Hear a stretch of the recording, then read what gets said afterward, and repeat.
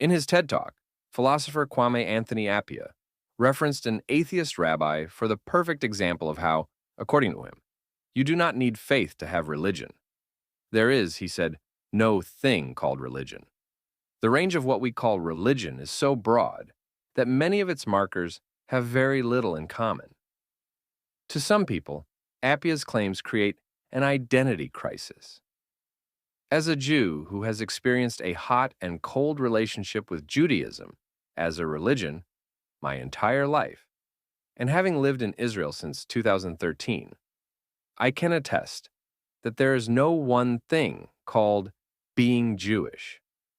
Regardless, many of us were raised to be quote-unquote good Jews.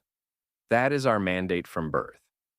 But if there is no one thing that defines a Jew, what makes a good Jew then is overwhelmingly ambiguous. Ask around, and I guarantee you that no two Jews will offer the same exact answer. Even many early modern Zionists dating back to the 1800s grappled with various versions of Zionism and how they envisioned the state of Israel. This ethos is still very much present today, no less after October 7th, as Israelis and Jews across the world are not precisely on the same page about what they want Israel to be and do. I find all of this arguing and bickering rather pointless and not indicative of who is deemed a good Jew. Especially in our post-October 7th world, I believe we must recalibrate our Jewish senses and focus on three core tenets that, if each of us individually pursues, will lead to a stronger, safer, and more enduring Jewish people. These three core tenets are: number one, to be personally preoccupied with the question of Jewishness. Israeli philosopher Yirmiyahu Yovel wrote, quote, "To be personally preoccupied with the question of Jewishness. This is a natural and sufficient sign that a person is a Jew." The implication here is one of action, of doing. When the emphasis is on being Jewish, rather than consistently doing Jewish, of Jewish learning and development, something about Judaism becomes distorted. People who are born Jewish, for example, are viewed or think of themselves as somehow superior without the prerequisite of continuously learning about Judaism, Jewish history, Jewish culture, the Jewish state, and so on. This seems like a lousy and unfair rationale for building the future of Judaism and the Jewish people. I prefer the biblical advice, na'aseh v'nishma, we will do and we will hear. I interpret this to mean do first, understand later. Because during biblical times, the Jewish people promised first to observe the laws of the Torah, and only afterward to study these laws. Hence why Judaism is often said to be a culture of deed rather than of intention. That is, start by doing Jewish, and by doing Jewish, you will understand the value of Judaism. Sort of like the legendary Hebrew essayist Ahad Ha'am once said, quote, "There is in the spirit of our people something special, even if we do not know what it is, that makes it swerve from the smooth path of other nations." Most of us know how compound interest works with money, but do not recognize its power in other areas. When each of us consistently makes small proverbial investments in the Judaism we care about, culture, religion, lifestyle, history, wisdom, etc., the payoff is small until it becomes immense. By investments, I mean systems of Judaism. In its simplest form, a system is an optimized, repeatable pattern to do, to experience, or to complete something. Many of us are using outdated systems, operate on autopilot, and therefore fail to notice just how outdated they are. When you upgrade your systems of Judaism, you upgrade your Judaism and its impact on your life. To improve and optimize your Jewish systems, consider this three-step process. Number one, discovery. Always be on the lookout for new systems. They can be found virtually anywhere, such as in books, conferences, videos, podcasts, sermons, communities, films and TV shows, travel, art, and your favorite Jewish influencers' social media posts. Implement the new system for a couple of weeks, track it, and decide if it makes a difference or not. Number 2, your refresh rate. Your refresh rate is the frequency with which you implement a new Jewish system or update one that already exists in your life. Developing habits or activities to keep discovering new systems and updating existing ones will propel your Judaism and Jewishness to keep growing and evolving. And number 3, setting points and measurements. Once you have fresh Jewish systems and/or update existing ones, the challenge is maintaining them. Create set points and measurements, that is, benchmarks or levels of performance, which you do not let yourself slip below.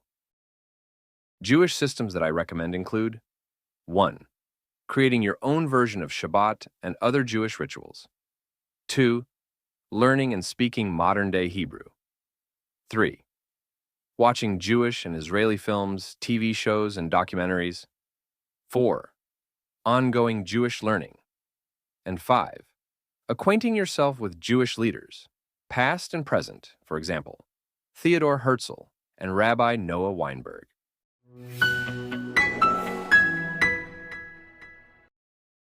Core tenet number 2, minimize Jewish infighting. Our ability as the Jewish people to thrive has not been due to rugged individualism, but connected to culture, our ability to trust each other, cooperate, find creative solutions, and build on the cumulative knowledge of previous generations. As Charles Darwin said long ago, the most cohesive and cooperative groups generally beat the groups of selfish individualists. Darwin's ideas about group selection fell out of favor in the 1960s, but recent discoveries are putting his ideas back into play, and the implications are profound. Being a quote-unquote good Jew is challenging because it requires a three-prong approach. The first prong encompasses you, the individual Jew. Here, you make personal Jewish choices according to your interests, preferences, lifestyle, and so forth. This is the easy part. Then comes the second prong. Jewish groups, such as your family, your Jewish communities, and the Jewish society in which you reside. Here, you have to operate outside of yourself, although you're probably, or at least predominantly, still operating according to your interests, preferences, lifestyle, values, and so forth, since people tend to gravitate to like-minded groups, and there is nothing wrong with that. Finally comes the third prong, the Jewish world, undoubtedly the most challenging of these three prongs.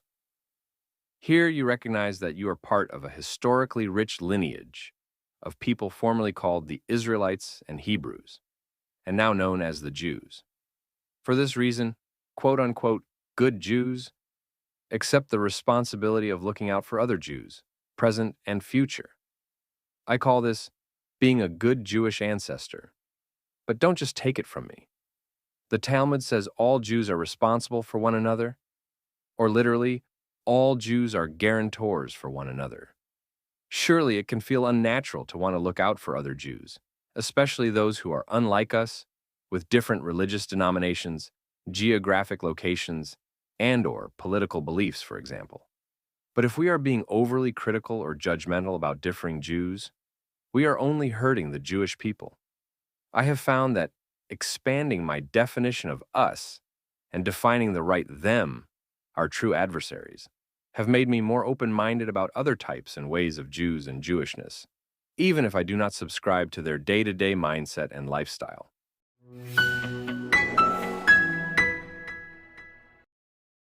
And lastly, core tenet number 3, incessantly strengthening the Israel diaspora connection. The establishment of the State of Israel reshaped the conditions for Jews in the diaspora, offering them the chance to maintain their Jewish identity without the constant threat of assimilation. Through Jewish nationalism and the existence of a Jewish state, they could preserve their distinctiveness as Jews while living in other countries. However, the global Jewish community is far from uniform. Jewish culture is strikingly diverse, encompassing Ashkenazi, Sephardic, Mizrahi, Ethiopian Jews, and others, each contributing unique languages, customs, and traditions to the collective Jewish experience.